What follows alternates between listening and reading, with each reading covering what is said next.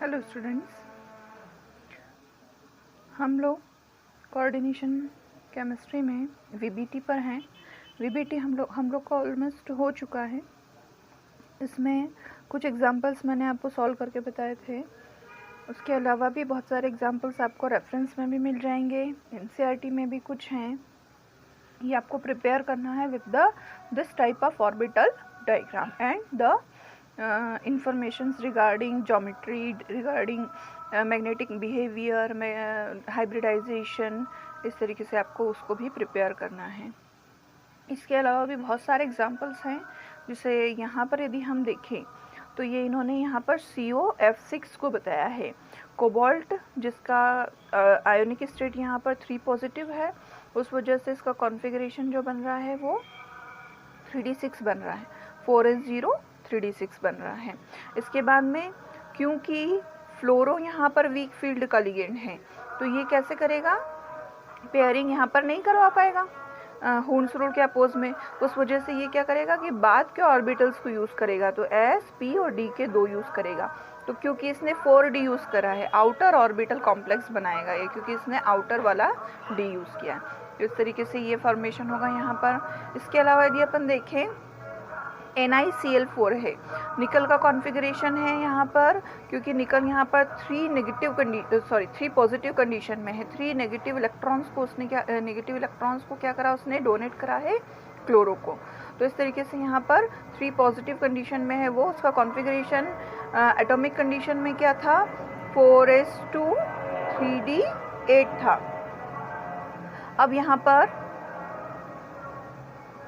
यहाँ पर इसने अपने 3d8 था।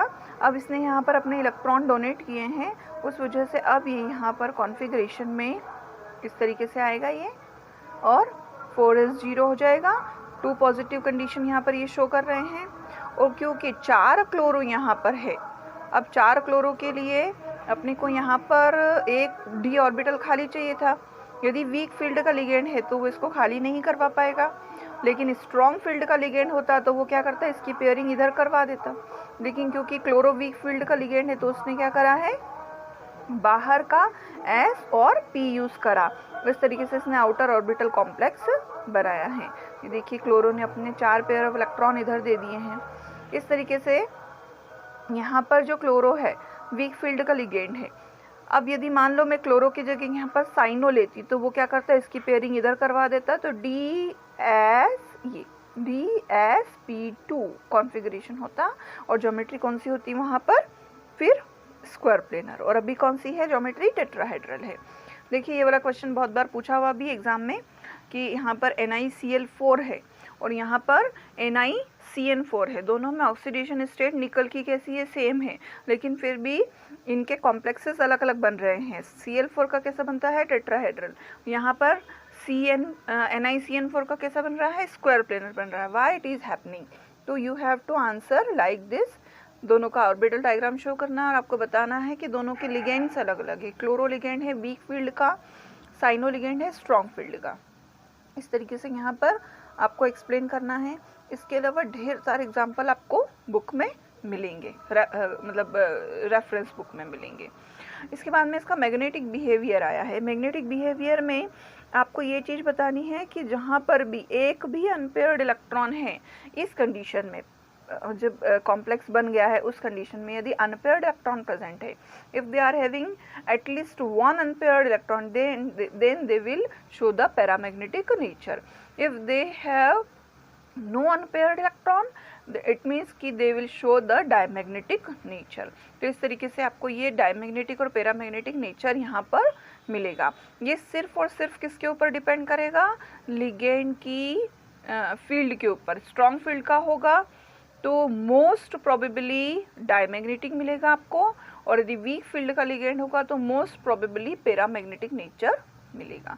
और फिर उसके अलावा पर्टिकुलर एग्जांपल पर वो डिपेंड करता है कि उस समय पर उसका ऑर्बिटल डायग्राम क्या बन रहा है, उसकी कंडीशन क्या होती है। इस तरीके से होगा ये। इसके बाद में इसकी लिमिटेशंस हैं। लिमिटेशंस में एक्चुअली वीबीटी में सारा जो एक्सप्लेनेशन है वो अज्यूमशन के बेसिस पर है। लॉट्स ऑफ अज्यूमशंस है इसमें, इसलिए ये वीबीटी जो है वो फेल हो गई थी। उसके अलावा वीबीटी में उसके अलावा वीबीटी में क्वांटिटेटिव इंटरप्रिटेशन नहीं है मैग्नेटिक डाटा का, तो उस वजह से भी हमें थोड़ा सा कम बेनिफिशियल मिली थी। इसके अलावा ये कोऑर्डिनेशन कंपाउंड में कलर प्रॉपर्टी को एक्सप्लेन नहीं कर पाया था, और इसके अलावा ये वीक फील्ड स्ट्रॉन्ग फील्ड में कोई डिस्टिंग्विश नहीं कर पाया कि किस तरीके से आप इसको करेंगे।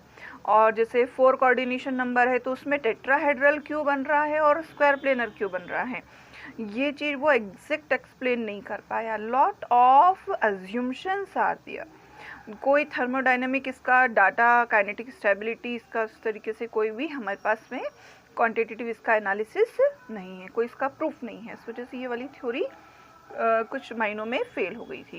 इसके बाद में आई थी क्रिस्टल फील्ड स्प्लिटिंग थ्योरी। ये बहुत इंपॉर्टेंट थ्योरी है। इस थ्योरी में उन्होंने बोला कि लिगेंड नाम की तो कोई चीज़ ही नहीं होती, इसको उन्होंने एक्चुअली पॉइंट चार्ज नाम दिया था।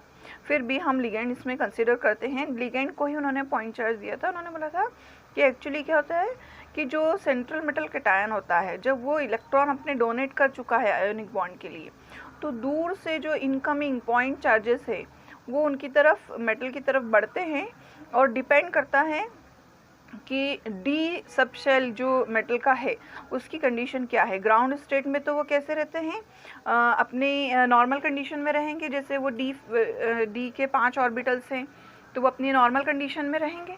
लेकिन यदि वो जब पॉइंट चार्ज उनकी तरफ मूव करता है तो उनकी क्या होती है, स्टेबिलिटी डिस्टर्ब होती है। जैसे देखिए यहाँ पर ये है,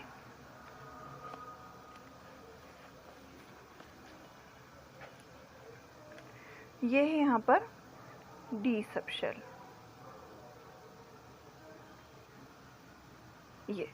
ये है हमारा पूरा डी सबशेल। ये कौन सी स्टेट है इसकी, ग्राउंड स्टेट है। ग्राउंड स्टेट में तो क्या हो रहा है, all the d orbitals are having degenerate nature, मतलब डीजेनरेट है, all the orbitals having the same energy, that's why यहाँ पर तो कोई चेंजेस नहीं है। लेकिन जब इनकी तरफ पॉइंट चार्जेस मतलब लिगेंड इनकी तरफ मूव करता है तो डिपेंड करता है कि इनका क्या कंडीशन बनती है। तो एक्चुअली ये कहाँ चले जाते हैं, फिर हायर स्टेट में, एक्साइटेड स्टेट में पहुंच जाते हैं। ये देखिए, अब ये हायर स्टेट है ना, एक्साइटेड स्टेट में पहुंच गए हैं। एक्साइटेड स्टेट में क्या हो रहा है, इनकी डीजेनरेसी रिमूव होगी। ये कौन सी स्टेट है इसकी, एक्साइटेड स्टेट है। इसमें इसकी डीजेनरेसी कैसे रिमूव होगी, आपको याद होगा जब मैंने आपको 11th में पढ़ाए थे डी सबशेल, तो मैंने आपसे बोला था डी सबशेल 5 ऑर्बिटल से मिलकर के बनता है, dxy, dyz, dxz, dx² - y² और dz²। ये 5 ऑर्बिटल है, जिसमें से शुरू के 3, ये जो 3 होते हैं शुरू के 3, इनको हम बोलते हैं T2g, और बाद के 2, लास्ट के 2, उनको बोलते हैं EG ऑर्बिटल। T2g मतलब ट्रिपली डीजनरेट, और लास्ट के 2 EG, इसको EG बोलते हैं डबली डीजनरेट। तो इस तरीके से ये पांचों जो ऑर्बिटल्स हैं, क्योंकि ग्राउंड स्टेट में एक जैसे थे, डीजनरेट थे, एक्साइटेड स्टेट में इनकी एनर्जी क्या हो रही है, अब बढ़ रही है, क्योंकि दूर से पॉइंट चार्जेस इनकी तरफ मूव कर रहे हैं। अब क्या होता है कि ये अपने आप को 2 पार्ट में डिवाइड कर लेते हैं, 2 ग्रुप में डिवाइड कर लेते हैं, T2g में और EG में। अब डिपेंड करता है कि पॉइंट चार्ज किधर की तरफ मूव कर रहा है। आपको याद होगा जो डी सबशेल होता है उसके ऑर्बिटल्स शुरू के 3 और बाद के 2, ये क्यों बने हैं,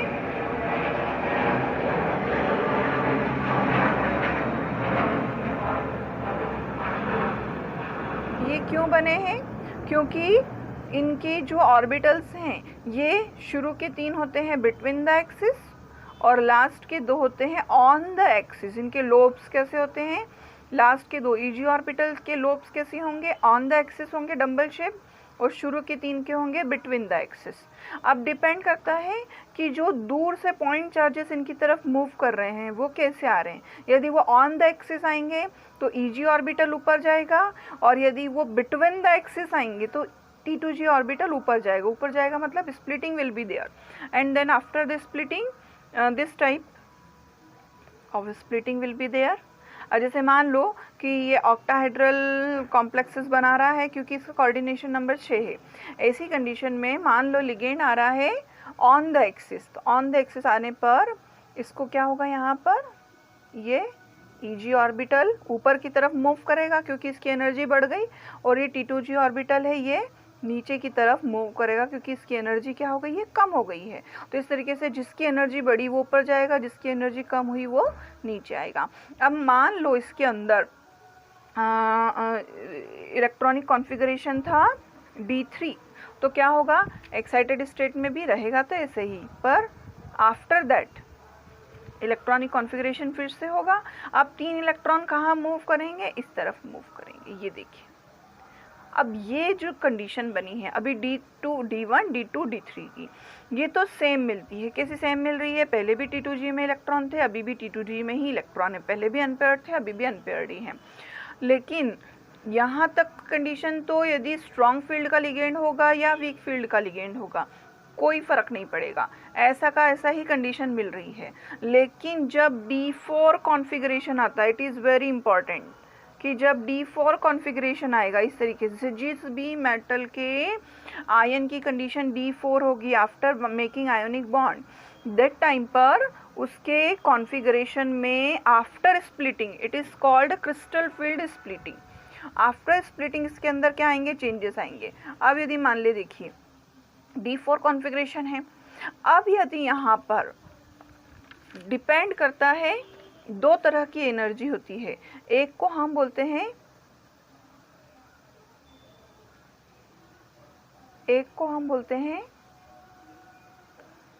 पेयरिंग एनर्जी, और एक को हम बोलते हैं स्प्लिटिंग एनर्जी।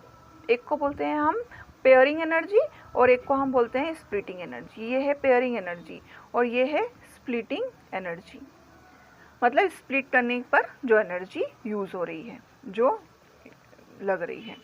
अब मान लो कि इस समय पर स्ट्रॉन्ग फील्ड का लिगेंड होगा, तो क्या होगा, D4 कॉन्फ़िगरेशन में वो क्या करेगा, यहाँ पर पेयरिंग करवाएगा।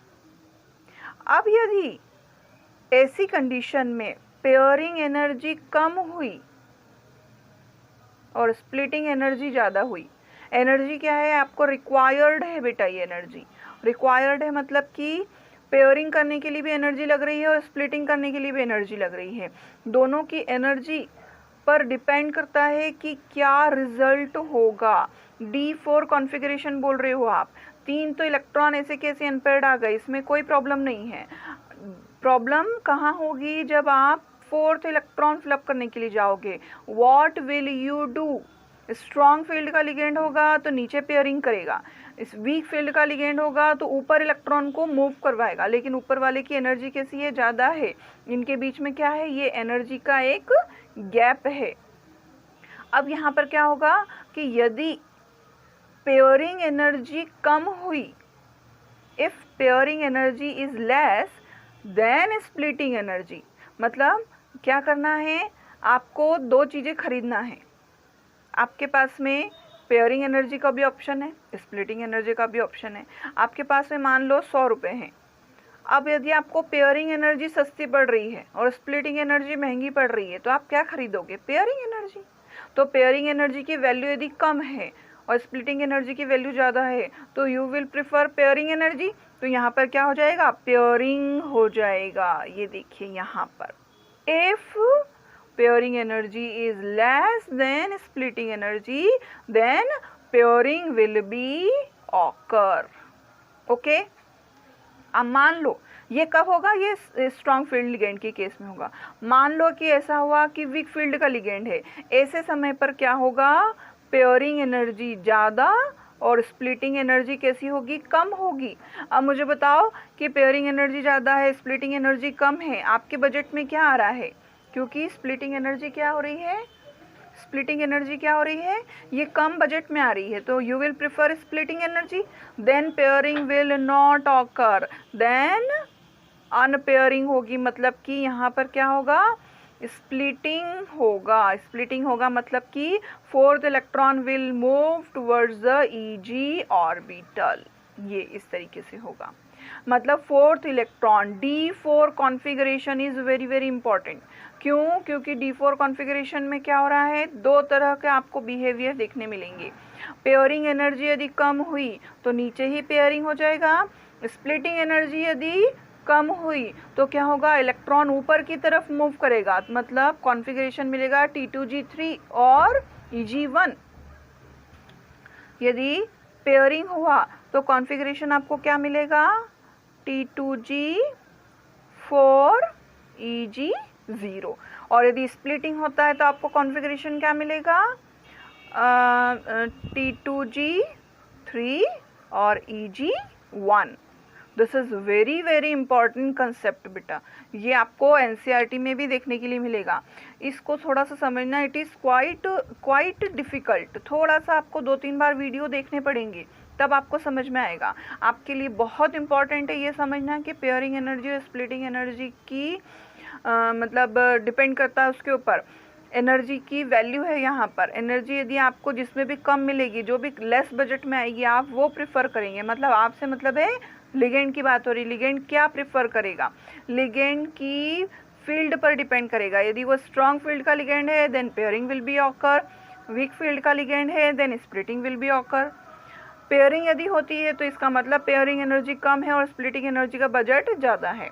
स्प्लिटिंग यदि हो रही है इसका मतलब कि स्प्लिटिंग एनर्जी का बजट कम है, मतलब वो चीज़ आपको आ जाएगी, और पेयरिंग एनर्जी का अमाउंट ज़्यादा है तो इस वजह से वो हमें नहीं मिल पाएगी। तो इस तरीके से ये क्रिस्टल फील्ड स्प्लिटिंग हुआ है यहाँ पर।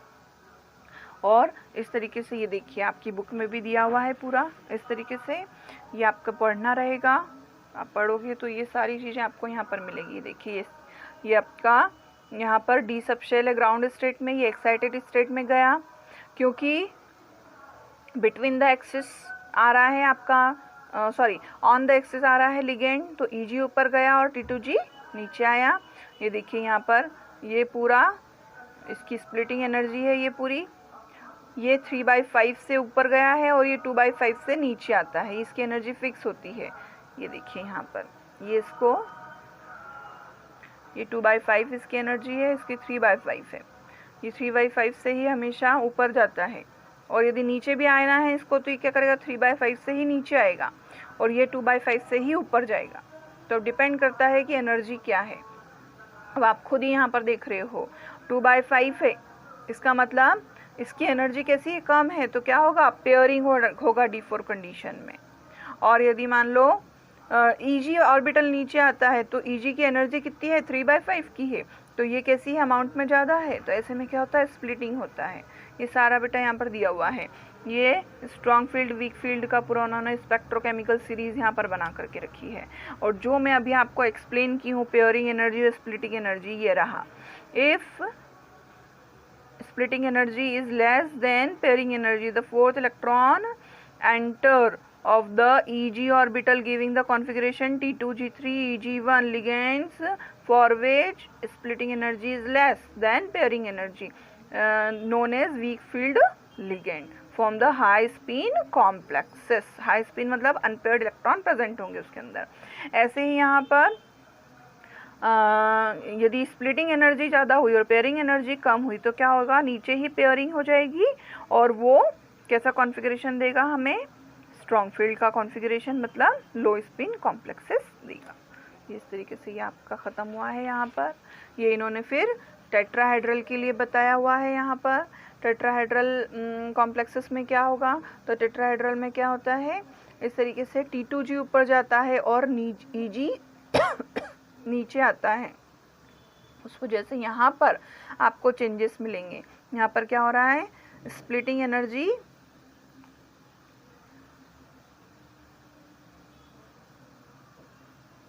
यहाँ पर आपको ये वाली एनर्जी का गैप ज़्यादा मिल रहा है, ऊपर का लेस मिल रहा है, तो ऊपर इलेक्ट्रॉन मूव करेगा। इस तरीके से आपको यहाँ पर ये आपको टेट्राहेड्रल के लिए है। और कलर्स हैं कोऑर्डिनेशन कंपाउंड्स में, कलर्स तो हम ऑलरेडी पढ़ चुके हैं, मैं आपको बता चुकी हूँ कि डी ट्रांजिशन होता है। डी ट्रांजिशन मतलब कि इस तरीके से इलेक्ट्रॉन नीचे से मूव करता है ऊपर में bye gaining the energy in the visible light, और फिर जब वो नीचे आता है वापस से लौट करके तो क्या करता है, एनर्जी को एमिट करता है in the form of radiation, और इसको बोलते हैं हम डी ट्रांजिशन। इस वजह से हमें क्या मिलते हैं, कलर्स मिलते हैं। और ये कलर्स क्यों मिलते हैं, क्योंकि वो एनर्जी को एमिट करता है in the form of radiation. बस ये चीज़ है कि जितनी एनर्जी वो ले करके गया था इलेक्ट्रॉन ऊपर जाने में, वो उतनी एनर्जी एमिट नहीं करता, उससे लेस एनर्जी एमिट करता है। तो मान लो जब वो गया था ऊपर, तो मान लो कि वो ब्लू लाइट लेकर के गया था, तो लौटते समय क्या करेगा, रेड लाइट को एमिट करेगा। उस वजह से आपको जो कलर दिखेगा वो कैसा दिखेगा, रेड दिखेगा, क्योंकि आपको एमिटेड कलर दिखते हैं हमें। तो इस तरीके से यहाँ पर हमें कॉम्प्लीमेंट्री कलर्स देखने के लिए मिलते हैं। ये सारा बेटा कलर वाला भी यहाँ पर इन्होंने टॉपिक डिस्कस किया हुआ है, यू विल रीड दिस। और ये आपका चैप्टर यहाँ पर ख़त्म हुआ है। लिमिटेशंस है क्रिस्टल फील्ड स्प्लिटिंग के, वो आप यहाँ पर रीड आउट करेंगे। इसके बाद में बॉन्डिंग इन मेटल कार्बोनाइल्स है, इन्होंने यहाँ पर सिर्फ एक ही छोटे से एक नोट के फॉर्म में दिया हुआ है। कार्बोनाइल से मतलब है कि ऐसा लिगेंड जिसके अंदर कार्बन प्रेजेंट है।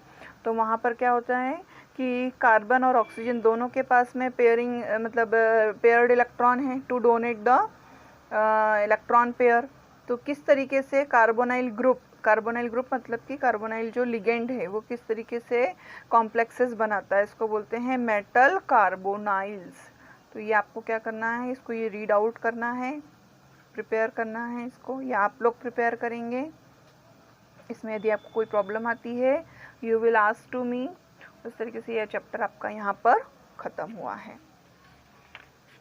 इसके बाद में सच कोई बहुत इम्पोर्टेंट इसमें बचा नहीं है, रीडिंग का है, आप पार्ट पढ़ पाएंगे, आप कोई दिक्कत नहीं आएगी इसमें, ठीक है। और उसके बाद में तो ये आपका ओमिटेड पोर्शन है, importance and applications of coordination compounds, ये तो आपका ओमिट हो चुका है, ये आपको प्रिपेयर नहीं करना है।